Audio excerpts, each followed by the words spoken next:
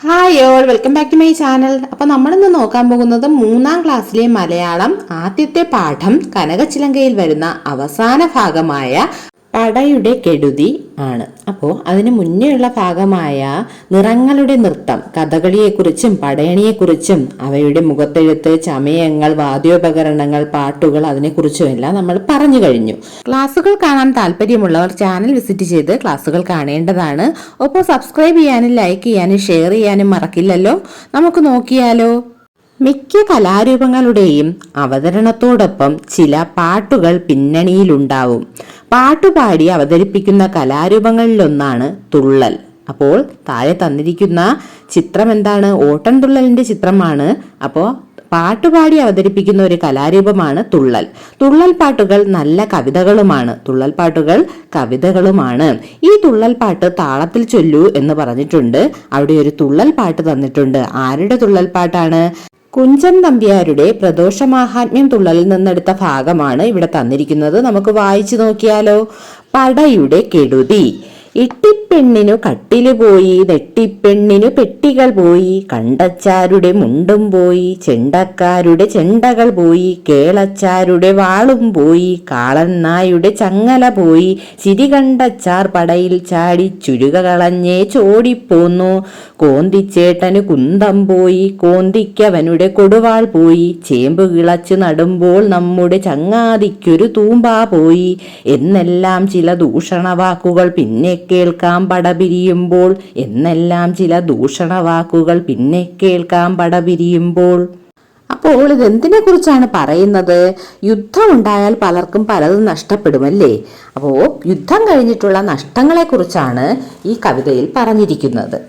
എന്തൊക്കെ നഷ്ടങ്ങളെ കുറിച്ചാണ് പറഞ്ഞിരിക്കുന്നത്? ഇട്ടിപ്പെണ്ണിന് കട്ടില് പോയി, നെട്ടിപ്പെണ്ണിന് പെട്ടികൾ പോയി. ഇട്ടിപ്പെണ്ണിന് എന്ത് പോയി? കട്ടില് പോയി. നെട്ടിപ്പെണ്ണിനോ പെട്ടികൾ പോയി.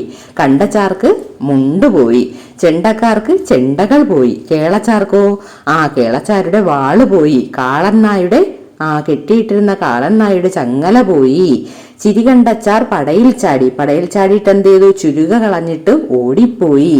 കോന്തിച്ചേട്ടന് കുന്തം പോയി. കോന്തിക്ക് കുന്തവും പോയി. പിന്നെന്ത് കൂടി പോയി? കോന്തിക്ക് അവനുടെ കൊടുവാളും കൂടി പോയി. ചേമ്പ് കിളച്ച് നടുമ്പോൾ നമ്മുടെ ചങ്ങാതിക്കൊരു തൂമ്പ പോയി. ചേമ്പ് കിളച്ച് നട്ടിരുന്ന നമ്മുടെ ചങ്ങാതിക്ക് എന്ത് പോയി? തൂമ്പ, മൺവെട്ടി പോയല്ലേ. എന്നെല്ലാം ചില ദൂഷണവാക്കുകൾ പിന്നെ കേൾക്കാം പട പിരിയുമ്പോൾ. ഇങ്ങനെയുള്ള ദൂഷണവാക്കുകളെല്ലാം എപ്പോഴാണ് കേൾക്കുന്നത്? യുദ്ധം പിരിയുമ്പോഴാണ് കേൾക്കുന്നത്. ഈ തുള്ളൽ പാട്ടിൽ തന്നിരിക്കുന്ന ചില വാക്കുകളുടെ അർത്ഥം നോക്കിയേ. കൊടുവാൾ, വെട്ടുന്നതിനുള്ള ആയുധം. തൂമ്പ, മണ്ണിൽ കിളയ്ക്കാനുള്ള ഉപകരണം. ദൂഷണവാക്കുകൾ, കുറ്റപ്പെടുത്തി പറയുന്ന കാര്യങ്ങൾ. യുദ്ധം. അപ്പോൾ ഇതൊക്കെയാണ് അർത്ഥങ്ങൾ. നമുക്ക് കുഞ്ചൻ നമ്പ്യാരെ കുറിച്ചൊന്ന് നോക്കിയാലോ. നിങ്ങൾ കുഞ്ഞു മക്കളല്ലേ, അപ്പൊ കുറച്ച് കാര്യങ്ങളൊക്കെ അറിഞ്ഞിരിക്കണം. കുഞ്ചൻ നമ്പ്യാർ കേരളത്തിലെ പ്രശസ്തനായ കവിയായിരുന്നു. അദ്ദേഹം തുള്ളൽ എന്ന കലാരൂപത്തിന്റെ ഉപജ്ഞാതാവാണ്. അതോടൊപ്പം തന്നെ പ്രാചീന കവിത്രയത്തിൽപ്പെടുന്നയാളാണ് കുഞ്ചൻ നമ്പ്യാർ. മലയാളത്തിലെ ഹാസ്യകവി എന്ന നിലയിലും ജനകീയ കവി എന്ന നിലയിലും അദ്ദേഹം അറിയപ്പെടുന്നു. ആളുകളെ ചിരിപ്പിച്ചുകൊണ്ട് നല്ല കാര്യങ്ങൾ അദ്ദേഹം തന്റെ കവിതകളിലൂടെ പറഞ്ഞു. കുഞ്ചൻ നമ്പ്യാരുടെ ജന്മസ്ഥലം കിള്ളിക്കുറിശി മംഗലമാണ്. അദ്ദേഹത്തിന്റെ പ്രധാന തുള്ളൽ കൃതികളിൽ കല്യാണ സൗഗന്ധികം, സന്താനഗോപാലം, ഭഗവധം എന്നിവ ഉൾപ്പെടുന്നു. നമ്മൾ ഓട്ടൻതുള്ളലിലെ ഒരു ഭാഗമാണല്ലോ പഠിച്ചത്. അപ്പോൾ തുള്ളലിനെ കുറിച്ച് അറിഞ്ഞിരിക്കണം. കേരളത്തിലെ ഒരു പ്രധാന നാടൻ കലാരൂപമാണ് തുള്ളൽ. കുഞ്ചൻ നമ്പ്യാരാണ് തുള്ളൽ കലാരൂപത്തിന് തുടക്കം കുറിച്ചത്. തുള്ളലിൽ പാട്ടും നൃത്തവും അഭിനയവും ഉണ്ടാകും. ലളിതമായ ഭാഷയിൽ കഥകൾ അവതരിപ്പിക്കുന്നു. തുള്ളലിൽ നർമ്മത്തിനും ചിരിക്കും പ്രധാന സ്ഥാനമുണ്ട്. പുരാണ കഥകളാണ് കൂടുതലായി അവതരിപ്പിക്കുന്നത്. തുള്ളലിലൂടെ ആളുകളെ ചിരിപ്പിക്കുന്നതിനൊപ്പം നല്ല സന്ദേശങ്ങളും നൽകുന്നു. തുള്ളലിന് പ്രധാനമായും ഓട്ടൻതുള്ളൽ, പറയൻ തുള്ളൽ, ശീതങ്കൻ തുള്ളൽ എന്നിങ്ങനെ 3 വിഭാഗങ്ങളുണ്ട്. കേരളത്തിന്റെ തനതായ കലാരൂപങ്ങളിൽ ഒന്നാണ് തുള്ളൽ. ഇനി നമുക്ക് പാഠഭാഗ ചോദ്യങ്ങൾ ഓരോന്നായി നോക്കാം. ഈ കവിതാഭാഗം വായിക്കുമ്പോൾ ഒരു ചിരി വിടരുന്നില്ലേ? കാരണങ്ങൾ എന്തൊക്കെയാവും? ഈ കവിതാഭാഗത്തിൽ തമാശകൾ പറയുന്ന രീതിയിലാണ് ഓരോ കാര്യവും വർണ്ണിച്ചിരിക്കുന്നത്. ഉദാഹരണമായി പറഞ്ഞാൽ, ഇട്ടിപ്പെണ്ണിന് കട്ടില് പോയതും കണ്ടച്ചാരുടെ മുണ്ട് പോയതും കേൾക്കുമ്പോൾ എല്ലാം നേരിൽ കാണുന്നത് പോലെയാണ് നമ്മൾക്ക് തോന്നുന്നത് അല്ലേ? അപ്പോൾ അതുകൊണ്ട് നമുക്ക് ചിരി വരികയും ചെയ്യുന്നു. നിങ്ങൾക്കും എങ്ങനെയാണ് തോന്നിയത്? പാഠഭാഗം വായിച്ചപ്പോൾ ചിരി വന്നില്ലേ? അങ്ങനെയുള്ള അവതരണം കൊണ്ടാണ് വായിക്കുമ്പോൾ ചിരി വരുന്നത്. അടുത്ത ചോദ്യം നോക്കാം. നമുക്ക് രസം പകരുന്ന എന്തെല്ലാം കാര്യങ്ങളാണ് കവിതയിൽ കണ്ടെത്താനായത്? എന്തൊക്കെയാണ് നമുക്ക് രസം തന്നത്? ഈ കവിത നമുക്ക് താളം പിടിച്ച് പാടാൻ കഴിയും. അക്ഷരങ്ങളുടെയും വാക്കുകളുടെയും ആവർത്തനങ്ങളാണ് കവിതയ്ക്ക് താളം നൽകുന്നത്. യുദ്ധത്തിൽ അവർക്ക് ഓരോരുത്തർക്കും പ്രിയപ്പെട്ടതെല്ലാം നഷ്ടപ്പെടുന്നു. അത് വളരെ സരസമായ രീതിയിൽ പറയുന്നു. ഓരോരുത്തരുടെയും പേരുകളും അവർക്ക് നഷ്ടപ്പെടുന്ന സാധനങ്ങളുടെ പേരുകളും തമ്മിൽ സാമ്യമുണ്ട്. അത് തന്നെയാണ് വായനക്കാർക്ക് രസം പകരുന്നതും. അടുത്ത ചോദ്യം നോക്കാം. പട അഥവാ യുദ്ധം ഉണ്ടായാൽ പലർക്കും പലതും നഷ്ടപ്പെടും. എന്തെല്ലാം നഷ്ടങ്ങളെ കുറിച്ചാണ് ഇവിടെ പറഞ്ഞിട്ടുള്ളത്? നമ്മൾ കവിത വായിച്ചപ്പോൾ കണ്ടതാണ്. കവിതയിൽ ഇട്ടിപ്പെണ്ണിന്റെ കട്ടിൽ, നെട്ടിപ്പെണ്ണിന്റെ പെട്ടി, കണ്ടച്ചാരുടെ മുണ്ട്, ചെണ്ടക്കാരുടെ ചെണ്ടകൾ, കേളച്ചാരുടെ വാള്, കാളന്നായുടെ ചങ്ങല, ചിരികണ്ടച്ചാരുടെ ചുഴിക, കോന്തിച്ചേട്ടന്റെ കുന്തവും കൊടുവാളും, ചേമ്പ് നടുന്ന ചങ്ങാതിയുടെ തൂമ്പ, ഇതെല്ലാമാണ് നഷ്ടമായത്. അടുത്ത ചോദ്യം നോക്കൂ. ഇത് പഴയ കാലത്തെ കഥ.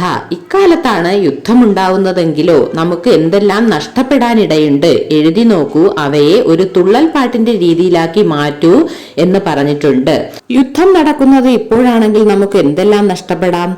വീട്, വീട്ടുപകരണങ്ങൾ, വാഹനങ്ങൾ, വസ്ത്രങ്ങൾ, സ്കൂളുകൾ, വളർത്തുമൃഗങ്ങൾ, റോഡ്, കെട്ടിടങ്ങൾ, കൃഷിസ്ഥലങ്ങൾ എന്നിങ്ങനെ പലതും യുദ്ധം വന്നാൽ നശിപ്പിക്കപ്പെടും. ഇത് വെച്ചുകൊണ്ട് നമുക്കൊരു തുള്ളൽപ്പാട്ടിന്റെ രൂപത്തിൽ എഴുതി നോക്കാം. കെട്ടുണ്ണിച്ചേട്ടന്റെ വീടും പോയി, കുഞ്ഞിപ്പെണ്ണിന്റെ ഫ്രിഡ്ജും പോയി, നാണുമ്മാവന്റെ കാശും പോയി, നാണിപ്പെണ്ണിന്റെ വണ്ടിയും പോയി, അപ്പുക്കുട്ടന് കുടയും പോയി, കാത്തുപ്പെണ്ണിന് ബാഗും പോയി, രാധയ്ക്കവളുടെ പാവകൾ പോയി, രാജുവിനവന്റെ പുസ്തകം പോയി. ഇതുപോലുള്ള വരികൾ നിങ്ങളും എഴുതി ഈണത്തിലും താളത്തിലും പാടി അവതരിപ്പിക്കുക. ചെയ്യുമല്ലോ. പേജിന്റെ അവസാനം നോക്കൂ. ശീതങ്കൻ തുള്ളലിന്റെയും പറയൻ തുള്ളലിന്റെയും ചിത്രങ്ങൾ നൽകിയിട്ടുണ്ട്. നമ്മൾ ഓട്ടൻ തുള്ളലിന്റെ ഒരു ഭാഗമാണ് ഇപ്പോൾ പഠിച്ചത്. അതുപോലെ ഏറ്റവും പ്രധാനപ്പെട്ട രണ്ടെണ്ണം കൂടിയാണ് ശീതങ്കൻ തുള്ളലും പറയൻ തുള്ളലും. ശീതങ്കൻ തുള്ളലിനെ കുറിച്ചും പറയൻ തുള്ളലിനെ കുറിച്ചും ചെറിയൊരു വിവരണം തരാം. ശീതങ്കൻ തുള്ളൽ തുള്ളലിന്റെ പ്രധാന ഇനങ്ങളിൽ ഒന്നാണ് ശീതങ്കൻ തുള്ളൽ. ഇത് കുഞ്ചൻ തമ്പ്യാർ രൂപപ്പെടുത്തിയതാണ്. ഓട്ടൻ തുള്ളലിനേക്കാൾ മന്ദമായ ചലനങ്ങളാണ് ഇതിൽ കാണുന്നത്. പാട്ടും അഭിനയവും ഇതിന്റെ പ്രധാന ഭാഗങ്ങളാണ്. പുരാണകഥയും മറ്റു കഥകളും ഇതിലൂടെ അവതരിപ്പിക്കുന്നു. പറയൻ തുള്ളൽ തുള്ളലിന്റെ മറ്റൊരു പ്രധാന ഇനമാണ് പറയൻ തുള്ളൽ. ഇതിലും പാട്ടും അഭിനയവും പ്രധാനമാണ്. പറയൻ തുള്ളലിന്റെ ചലനങ്ങൾ പൊതുവെ വളരെ മന്ദഗതിയിലാണ്. ലളിതമായ രീതിയിൽ കഥകളും ആശയങ്ങളും അവതരിപ്പിക്കുന്നു. കുഞ്ചൻ നമ്പ്യാരാണ് തുള്ളലിന്റെ ഈ രൂപവും വികസിപ്പിച്ചത്. അപ്പോൾ നമ്മൾ ഈ പാഠഭാഗത്തിലെ എല്ലാ പ്രവർത്തനങ്ങളും ചെയ്തു കഴിഞ്ഞു. അപ്പോൾ കനകച്ചിലങ്ക എന്നുള്ള ഈ പാഠം മുഴുവൻ നമ്മൾ ചെയ്തു കഴിഞ്ഞു. വീഡിയോസ് കാണാൻ താല്പര്യമുള്ളവർക്ക് ഞങ്ങളുടെ ചാനൽ വിസിറ്റ് ചെയ്ത് ക്ലാസ്സുകൾ കാണാവുന്നതാണ്. ഒപ്പം ചാനൽ സബ്സ്ക്രൈബ് ചെയ്യാനും ലൈക്ക് ചെയ്യാനും ഷെയർ ചെയ്യാനും മടിക്കല്ലേ. അടുത്ത ക്ലാസ്സിൽ കാണാം. Thanks for watching.